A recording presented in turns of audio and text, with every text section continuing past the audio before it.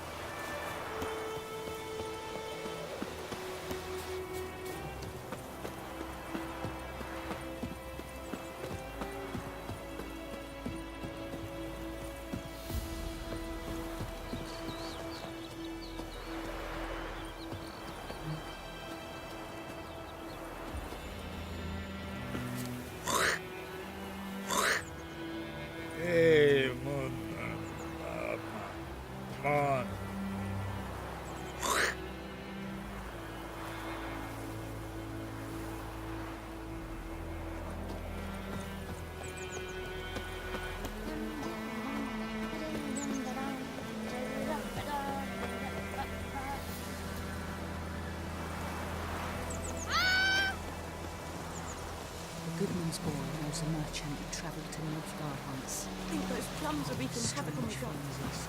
Yeah? What things? They don't live except once.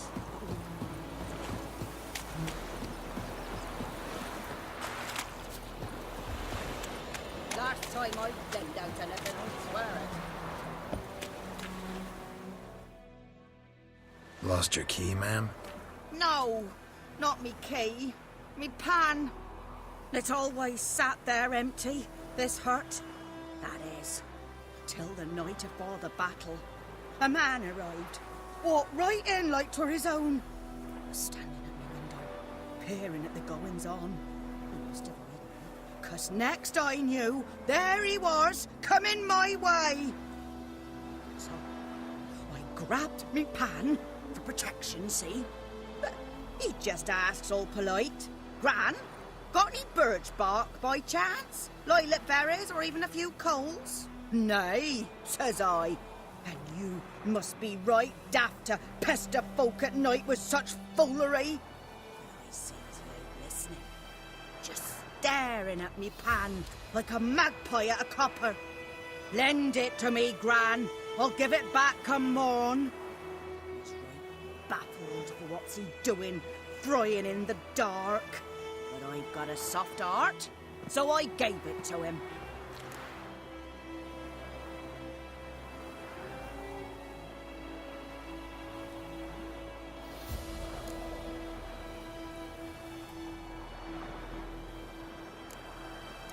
Interesting. What happened then? Before dawn, another rode up to the hut. But come on, only the first fella left. Locked the door, hopped on his horse, and that were all I saw of him, and me pan. 'Twere old, black with sort, not worth much, I suppose, but I've no other. Would you help me, dearie? Bring an old widower pan? I could never break down that door myself. And in truth, I'm afeard to go in any road. Such a stench wafting out. Methinks the other fellow, well, that he's lying there.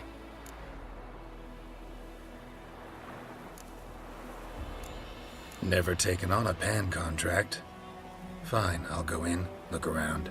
You should wait here, just in case.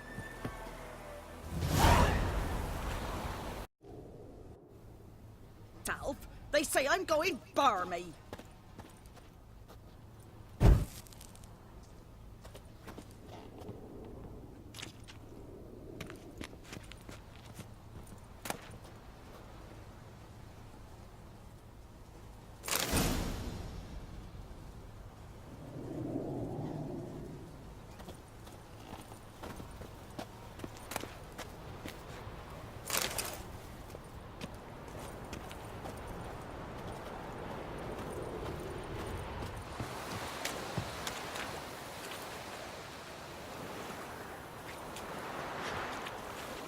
Here, your frying pan. Mine? But mine were black with soot, and I could see myself in this one if I wanted. But them years are past. Soot's just what the gentleman needed. He scraped it off, made ink out of it. And the other fellow? Dead. Round up a few boys and bury him outside the village. Deep, so the necrophages don't dig him up. And take my advice. Don't mention this to the Nilfgaardians. Hang about! You've earned a token of thanks. Here, sonny, for the road.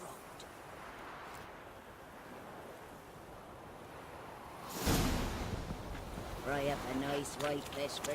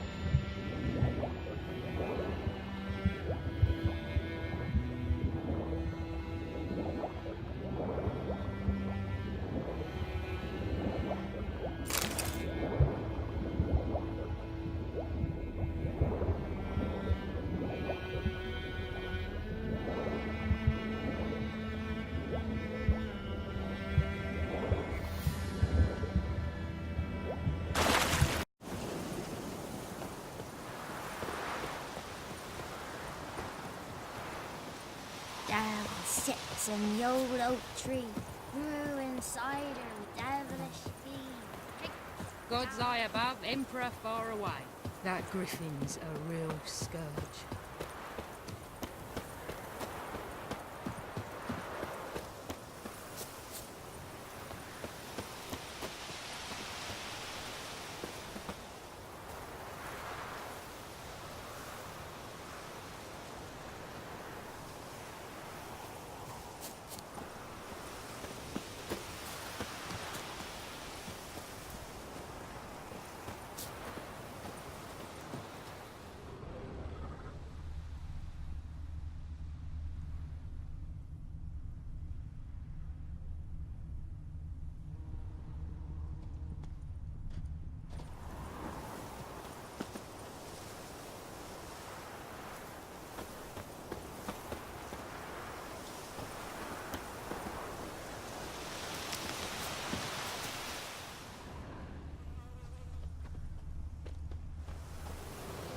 Trail's fresh.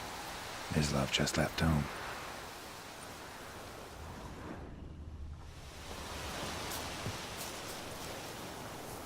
Looking for trouble?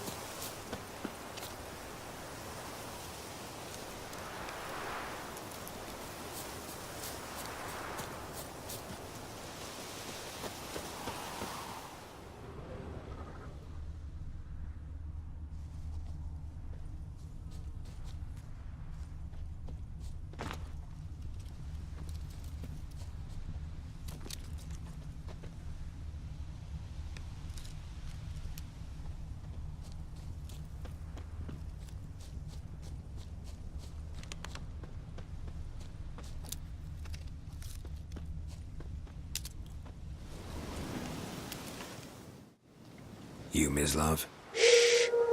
Hear that? Wolves? No. Wild dogs. Yes. More dangerous than wolves.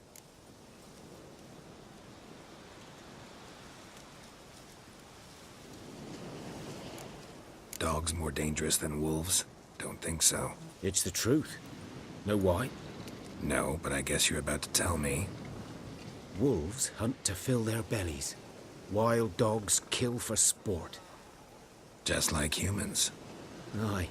They've learned much from us. Why not cruelty too? I'm hunting bigger game. The Nilfgaardians the Griffin killed. Where'd you find them? Ah, I see. You a witcher. That monster slayer they's talking about in the village. I'll show you, sure. But, I gotta kill those mutts before they hurt someone. Will you help? That is, if you don't mind blunting your silver blades on them. Sure. Griffin's not going anywhere. No. Dogs might, though. So step careful now. Come on. These dogs been a problem for a while now? Since the war started, soldier on the march, he'll stop to rape a woman, strangle her, kill her man for a chuckle, even butcher a cow. And a dog, a kick in passing, no more. So these stray mutts form packs. They're gaunt, guts stuck to their spines, covered in scabies. But they too late. Attacked another one.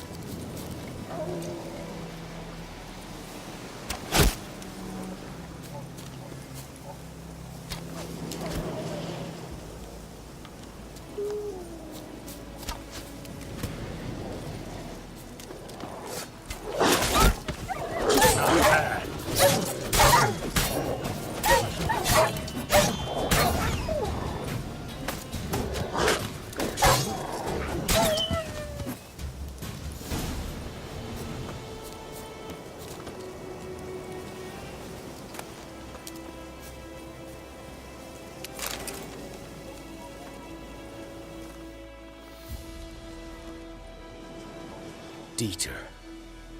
You know him? We served at the Lord's Manor together, where the Black Army's encamped now. He was a stable hand, I was the Lord. Before what? Before they drove me from the village. What did you do? Nothing. I'm a freak. Sorry. I'd rather not talk about it. I'm a freak too. Aye, but of another kind. If it's lycanthropy, I can help. What? Lycanthropy. Werewolves. Handled a few cases in the past. It's usually a simple curse that... The Lord's son, Florian, and I, we loved each other. Dieter walked in on us in the stables. They drove me away. Florian hanged himself. Lord started drinking, and the estate fell into ruin. That's the long and short of it.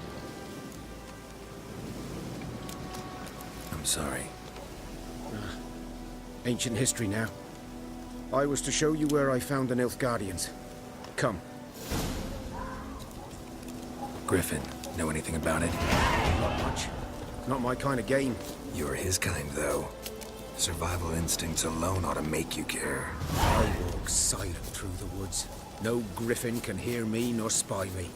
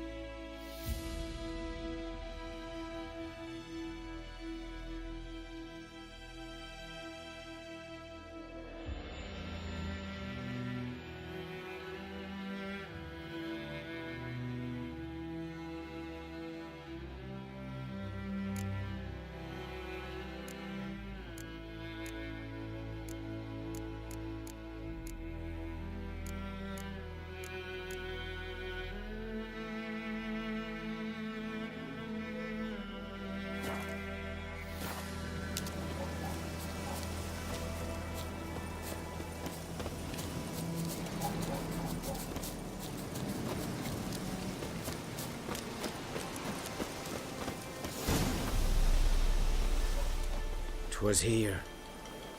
One lay there, by the stump, headless. The other hung from a branch, guts splayed, stretching down to... Watch out for yourself now.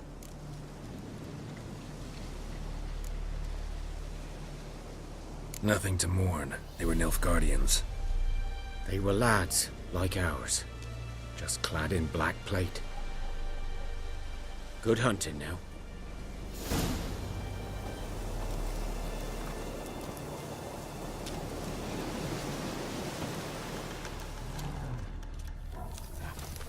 Ground's black, saturated with blood. Nilfgaardians were celebrating. Griffin interrupted them.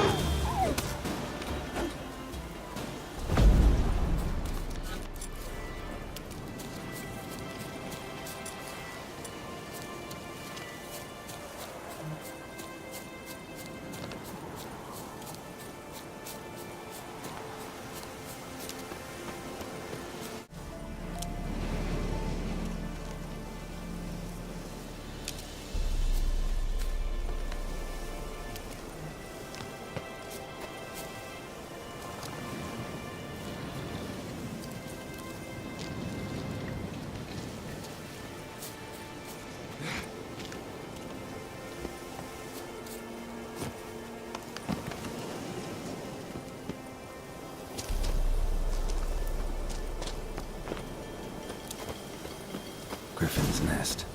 What remains of it, at least. Corpse is a couple of weeks old.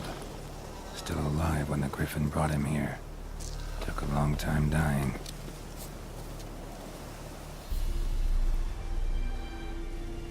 Female. Larvae in her wounds have already hatched. Been dead at least a week. Other Griffin must be a male.